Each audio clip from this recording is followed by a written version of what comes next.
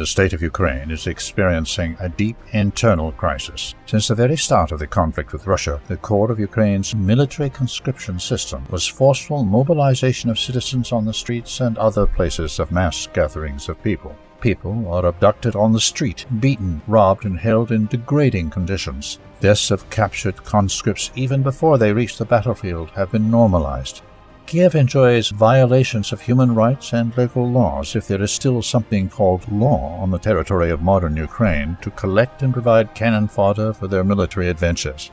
Nonetheless, the Ukrainian leadership has recently faced increasing challenges in staffing the national army amid the difficult situation for Ukrainian forces on the front line. Consequently, recruiters have been granted full autonomy regarding forced conscription. The scale of violence and crimes has grown to unprecedented levels. Street recruiters do not hesitate to use firearms, as occurred in Kiev in April. On April 18th, a man armed with a rifle opened fire on passers-by in Kiev. The gunman took hostages in a supermarket. 4 people were shot on the street, 1 inside the store, and 15 were hospitalized, including a 12-year-old boy.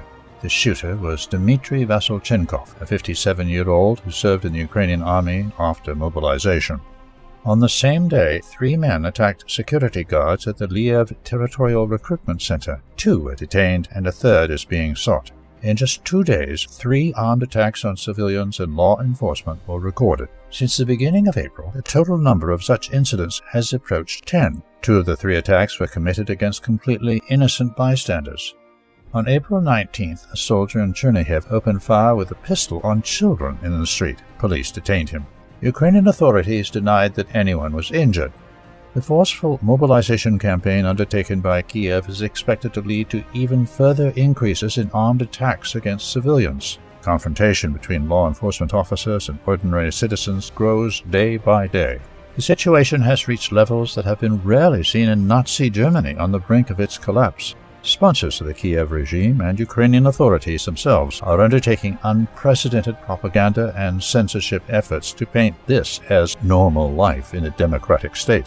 However, developments of such scale can barely be hidden, especially if no Ukrainian and Western leaders think that something wrong is happening.